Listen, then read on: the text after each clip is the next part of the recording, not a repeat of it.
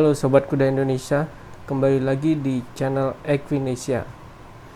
Pernah nggak kalian merasakan udara di sekitar lintasan pacu yang tadinya cerah, tiba-tiba berubah jadi berat? Bukan karena mendung yang menggantung di langit, tapi karena ada harga diri yang sedang dipertaruhkan. Sultan Agung Bantul kembali bergemuruh beberapa hari yang lalu menjadi saksi bisu sejarah baru, tepatnya pada tanggal 4 April kemarin ya. Event kedua Pordasi tahun 2026 ini bukan sekedar angka di kalender, tapi pembuktian siapa yang sebenarnya pantas disebut penguasa lintasan. Triple Crown seri 1 dan Pertiwi Cup 2026 digelar di lapangan pacuan kuda Sultan Agung Bantul, salah satu arena paling ikonik di Indonesia, dengan lintasan sepanjang 1.200 meter yang menuntut kombinasi kecepatan, stamina, dan strategi tingkat tinggi. Ada kurang lebih total 18 race ya kemarin teman-teman, yang cukup melelahkan. Cuaca yang berubah-ubah, terus kadang panas, kadang hujan, mendung, hingga lintasan yang sedikit yield menuntut stamina baja para kontingen ya, kuda-kuda dan joki juga. Sehingga di pertandingan kali ini adalah ujian sesungguhnya bagi mentalitas juara. Antusiasme penonton, tensi yang cukup tinggi, dan ketegangan emosi sepanjang pertandingan mampu menciptakan suasana atmosfer yang cukup panas meskipun cuaca sedikit mendung tipis-tipis. Sebelum kita masuk ke drama lintasan, mari kita bicara tentang beberapa nama besar yang mencuri perhatian di arena pacu kemarin. Yang pertama ada Maxi of Halim dengan joki Jamie Runtuh dari King Halim Stable. Ya, Maxi tampil sebagai stalker dengan finishing speed yang mematikan kemarin di Triple Crown seri 1 dengan membawa misi comeback. Maxi menerapkan gaya lari off the pace atau closer dan memiliki timing yang cukup tepat sekali, akselerasi di home straight yang sangat baik, efisiensi energi menjadi faktor kunci juga bagi kemenangan Maxi of Halim.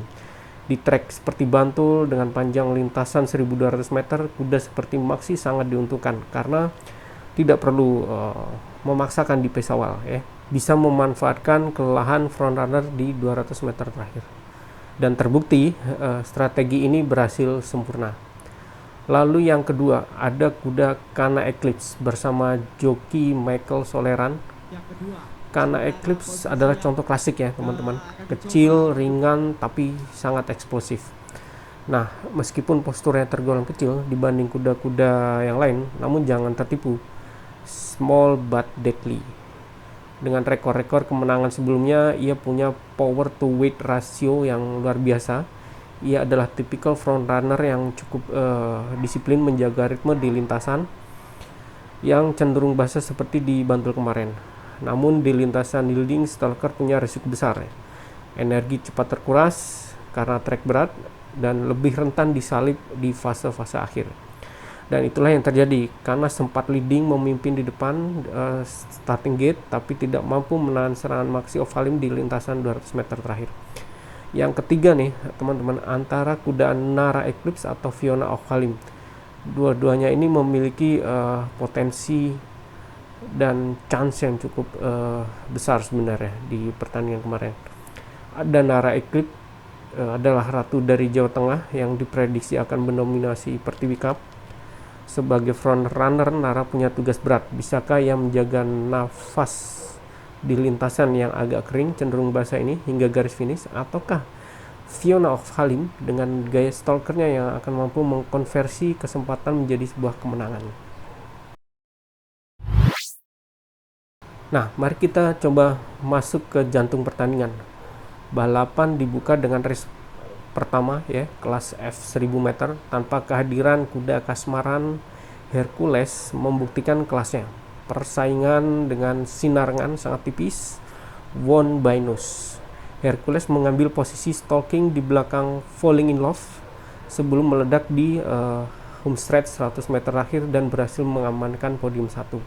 Lalu lanjut di race kedua ada kuda Alarcon Nagari dari Bendang Stable, kontingen dari Sulawesi Utara, dan joki Valentino Siangian keluar sebagai juara 1 di kelas 2 tahun perdana AB1. Di race ketiga ada kuda Attila TA menunjukkan mental juara dengan mengejar Sugar Star TA di 300 meter terakhir. Semua podium kelas 2 tahun perdana KPI ini diborong oleh Tombo Ati Stable. Selamat buat tim dari Tombo Ati Stable, mantap, 3 podium 1, 2, 3 semuanya diborong ya. Sekedar informasi teman-teman, berdasarkan penuturan dari Pak Munawir ya sebagai perwakilan Pordasi Komisi Pacu, tahun 2027 kemungkinan akan ada kelas derby khusus kuda-kuda KPI ini sesuai hasil Rakernas.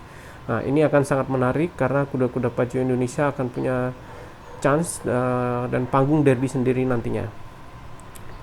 Masuk ke race 4 adalah full gate pertama yang sangat emosional teman-teman. Roman the King membuktikan mengapa ia layak digadang-gadang sebagai suksesor King Argentine ya. Karena strategi going wet yang diambil joki Jamie Runtu sangat cerdas untuk menghindari kerumunan di tikungan terakhir dan mengamankan podium utama kemarin. Roman berhasil mempertahankan gelar juaranya di 2 seri terakhir ini. Cukup mengesankan, congrats buat Roman the King. Terus di race kelima di kelas D sprint 1000 meter dimenangkan oleh kuda Ravelio dan joki Indet Rahmat dari Batu Kereta Stable Jakarta.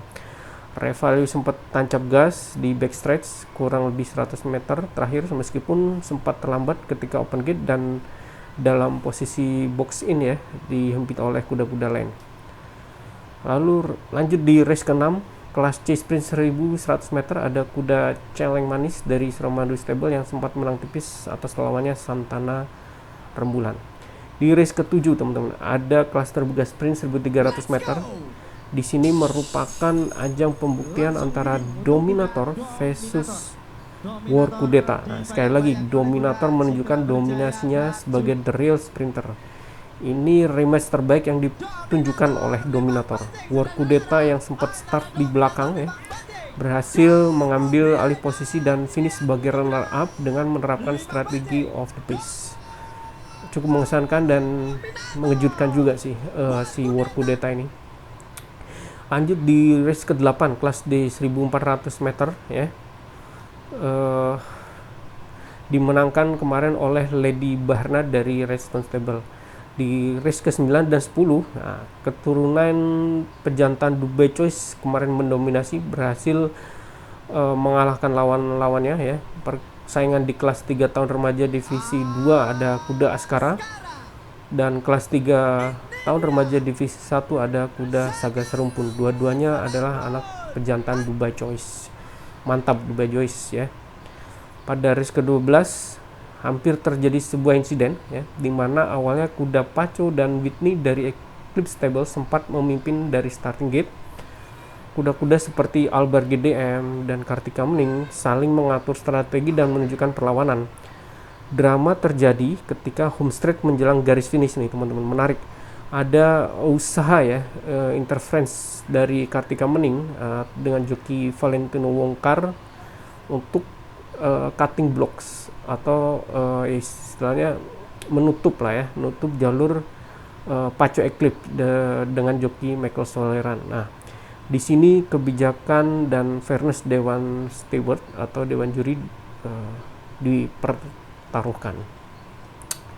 Pada akhirnya penalti diberikan oleh judge kepada Kartika Mning dengan turun 1 posisi sehingga podium 1 berhak jatuh ke kaki Paco Eclipse dengan joki Michael Soleran. Nah, meskipun ini sempat menimbulkan pro kontra di kalangan penonton ya, ini sudah menjadi keputusan Dewan Juri ya teman-teman. Jadi patut kita hargai dan kita hormati. Tensi memuncak saat mendung menutupi arena Sultan Agung di race ke-13, yaitu tepatnya di Triple Crown Seri 1 2026. Tapi inilah race terpanas ya teman-teman, panggung antara Jamie Runtu versus Michael Soleran. Saat the break Sir Orbit sempat tertinggal karena Eclipse langsung leading mencoba mendominasi. Melaguti dan Monochrome sempat membayang-bayangi. Namun drama sesungguhnya terjadi di home stretch ya. Maxi of Halim muncul dari belakang dengan kekuatan luar biasa. Ia oper persneling dan tancap gas menyalip Kana di sisa 200 meter terakhir. King Halim is back. Maxi menang dan jarak setengah panjang kuda. Jamie Runtuh kembali menunjukkan kelasnya sebagai penguasa Triple Crown seri 1 bersama Maxi of Halim. Selamat buat joki Jamie Runtuh dan King Halim Stable. Dilanjutkan dengan persaingan di race 14 ya. Kelas 3 tahun THB INA 1600 meter, ada kuda Fox Stater yang berhasil membalas kekalahannya di Jateng Derby kemarin ya. Tensi kembali memanas pada race ke-16 di Pertiwi Cup dengan jarak 1600 meter. Sekali lagi joki-joki dan kuda-kuda betina papan atas dipertemukan. Ini bisa dikatakan juga sebagai Indonesia Oaks Race ya, untuk menentukan calon kuda indukan pencetak bibit-bibit unggulan nantinya. Nah, Fiona of Halim memimpin dari starting gate meskipun Nara Eclipse sempat mengambil posisi terdepan ya, setengah panjang kuda, akan tetapi Fiona of Halim mencoba mengejar ketertinggalan dengan going wide, strategi yang sempurna. Memasuki final furlong, pertarungan kembali milik Nara Eclipse versus Fiona of Halim. Fiona tancap gas dan won by neck. Epic finish dari Fiona of Halim dan congrats untuk joki Jamie Runtuh sekali lagi. Joki Jamie Runtuh memang menunjukkan performanya, menunjukkan magisnya di pertandingan ini. Finally, King Halim Stable is cooking di Pertiwi Cup kemarin setelah menang 2 tahun berturut-turut, tahun kemarin dan tahun ini.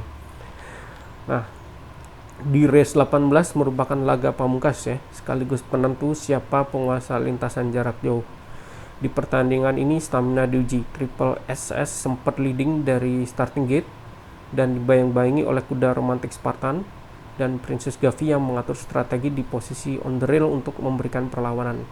Namun, Naga 9 dengan nafas dan stamina naganya berhasil mengunci kemenangan di kelas terbuka 2000 meter. Ini membuktikan bahwa sang naga adalah penguasa trek jarak jauh setelah kemarin juga menang di Jateng Derby. Jadi, apa pelajaran yang bisa kita petik dari pertandingan di Bantul kemarin, teman-teman?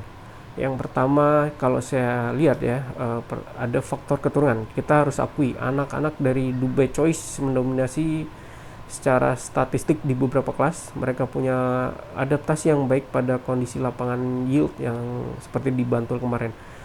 Pengalaman joki, ini yang kedua, itu kunci ya. Sekali lagi, Jamie Runtuh menunjukkan ketenangan luar biasa. Ia tidak panik saat tertinggal di awal seperti pada Maxi of Halim ya.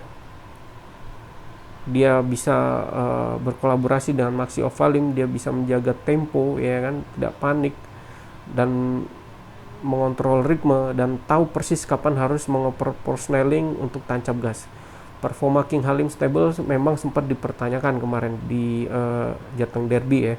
Tapi mereka berhasil menjawab semua keraguan itu di Bantul, di Triple Crown seri 1 ini.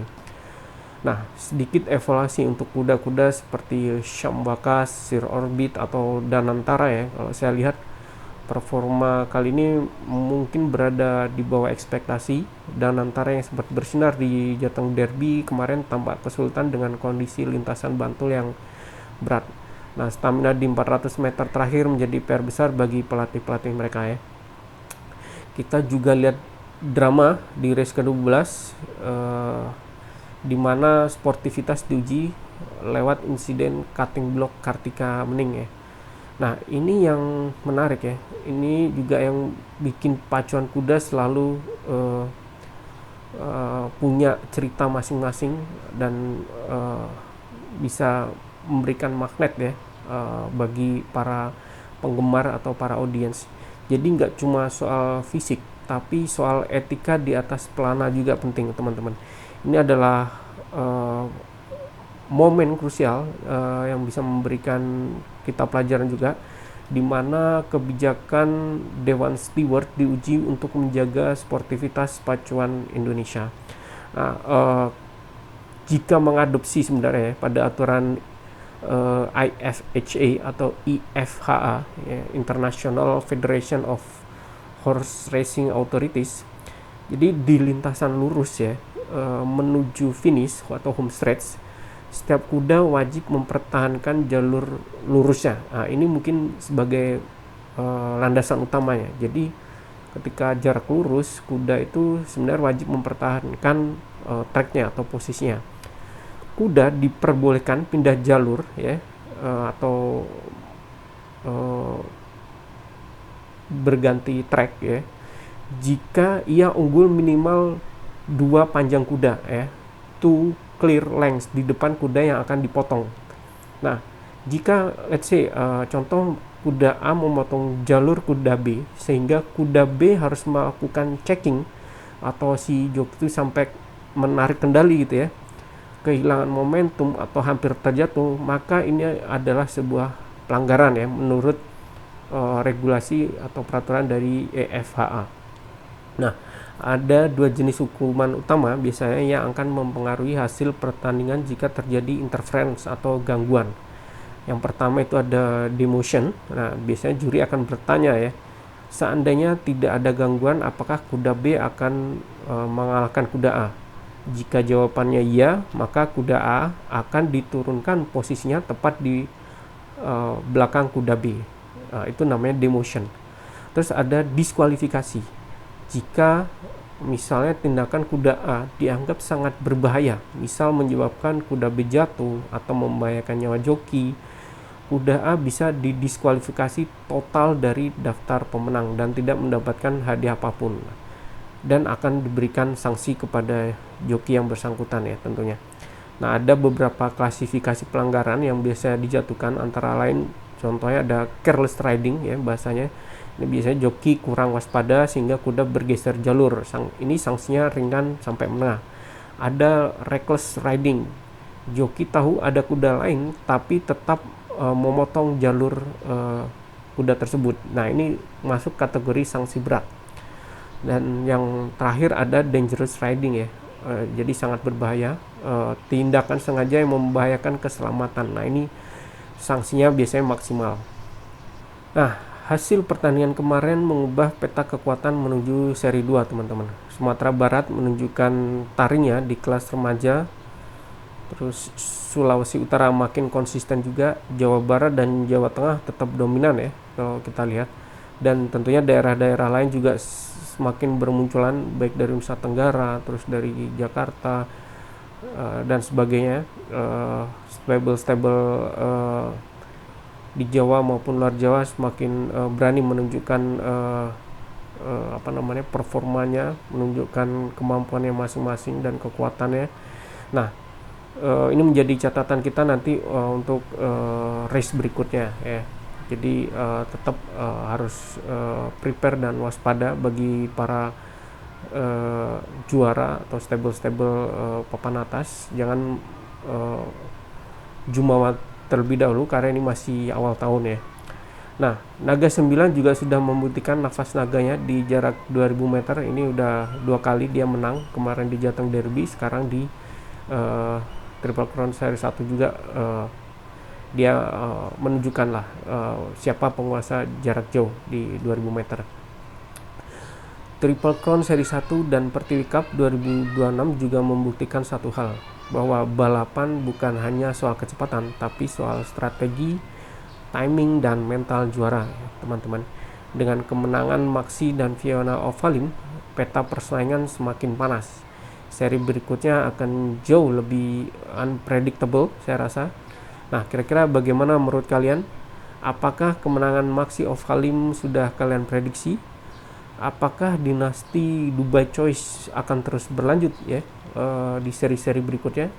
Nah, apakah insiden di race 12 kemarin seharusnya berujung diskualifikasi? Menurut kalian gimana gitu? Lalu siapa yang akan mendominasi di seri berikutnya? Tulis pendapat kalian di kolom komentar di bawah. Jangan lupa klik like, subscribe, dan nyalakan lonceng agar tidak ketinggalan analisis pertandingan kuda-kuda berikutnya. Nah, karena kita akan terus mengawal lahirnya legenda-legenda baru di lintasan pacu Indonesia. Saya pamit undur diri. keep riding dan sampai jumpa di lintasan berikutnya. Salam kuda pacu.